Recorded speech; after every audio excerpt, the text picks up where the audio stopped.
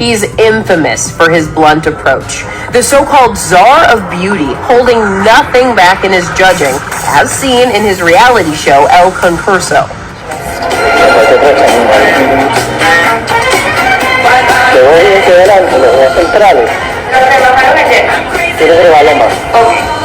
But Asmel suddenly resigned his post in 2018 in the wake of allegations he had prostituted his contestants to politicians and businessmen. Asmel has denied the allegations. ABC News reached out to Asmel for comment but didn't hear back. ABC News reached out to the Miss Universe organization, Raul, and Anne for an interview and comment but didn't hear back. So in this video, ang atin pong pag-uusapan mga kapolitika ay ito pa ring mga kontrobersiya at iskandalo dito sa Miss Universe na kung saan is pinag-uusapan po ngayon ng mga netizen online. Kasi doon sa ating previous video ay naibalita natin na merong report at dokyo na ginawa patungkol nga dito sa Miss Universe. So yung ating na-report mga kapolitika ay is just a tip of an iceberg. So marami pa po mga sikreto at mga elephant in the room ang nakatago dito sa Miss Universe at ibubunyag natin, panunuorin natin in this video. Pero bago ang lahat ay huwag kalimutang mag-like at mag-subscribe na rin kayo para updated kayo sa ating mga latest issue. So doon sa ating previous video ay napag-usapan natin, na-mention natin itong grabe itong corruption dito sa Miss Universe.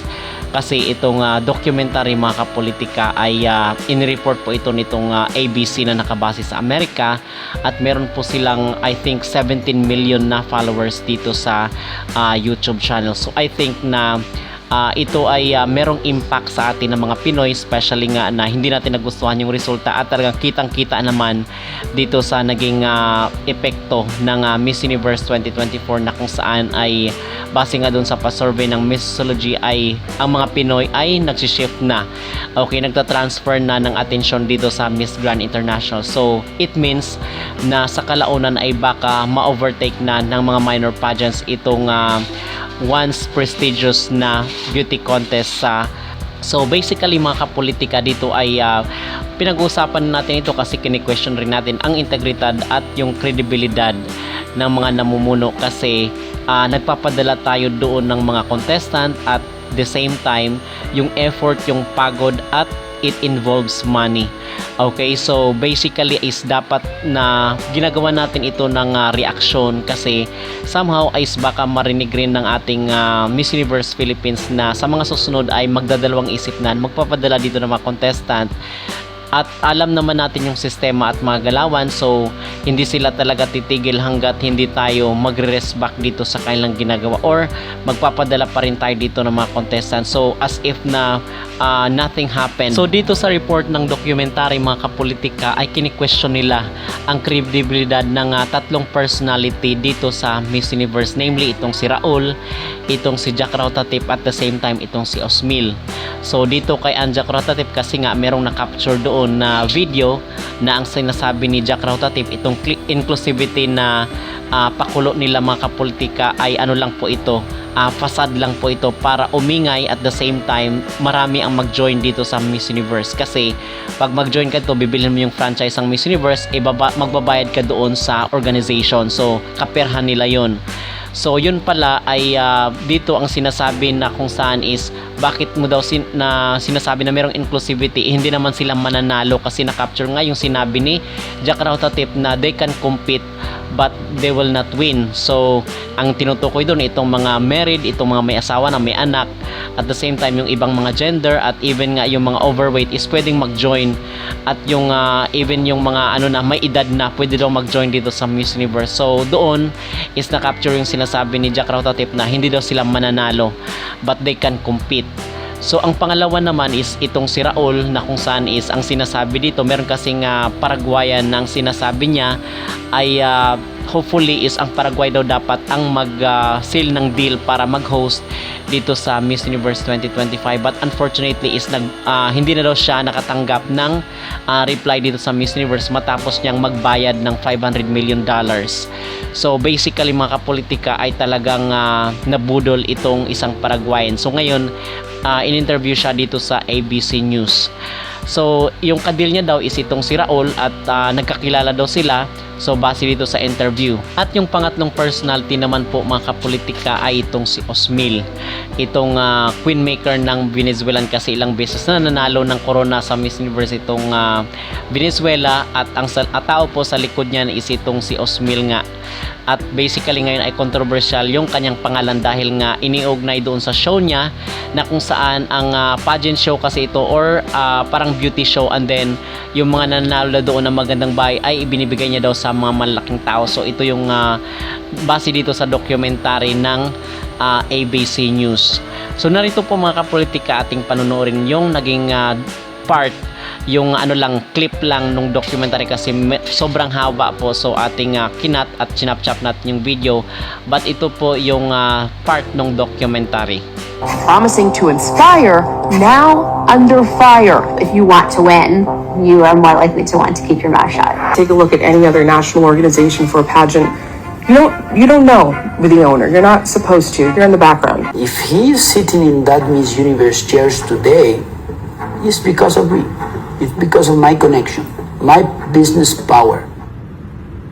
Omar Castorino Montanero is a business tycoon and TV host whose family is part of a political dynasty in Paraguay. He says he first met Raul in 2017 when he leased one of Omar's properties to build a casino. We saw that Raul had a lot of problems in Mexico because of the casino. 6 years earlier, Raul made headlines after a casino he owned in Mexico was firebombed by a cartel. 52 people died in that arson attack. We did our check, our background check, and he was able to do business. So we went forward. I cannot judge him because of him past. But Omar says Raul only paid 1 month's rent before disappearing. It was a really big, huge deception. I took back my property and I just turned the page. What I was going to do, go look for Raul. Years later, Omar started getting involved with the Miss Universe organization. When he got a message from Raul, He texted me, hermanito, my brother, sorry because I disappeared, I want to speak again, I want you to bring me inside the organization. I'm a believer that anyone deserves a second chance. so Omar invited Raul to join him at Miss Universe events, where Omar introduced him to Anne and says he asked her to have Raul host the 2024 pageant in Mexico. Omar got something for himself. I also got the 2025 host country for Paraguay. It was going to be the first time ever that a Miss Universe International pageant was coming here to Paraguay. It was going to be huge.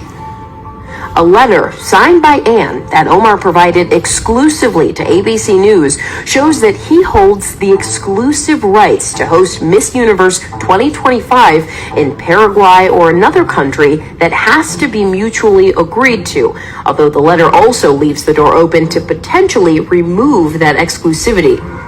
Omar made a deposit of $500,000 to seal the deal, but months into his preparation, he says Miss Universe executives completely ghosted him. They never answered me again. They took my money and they just went quiet. He's infamous for his blunt approach. The so-called czar of beauty, holding nothing back in his judging, as seen in his reality show El Concurso.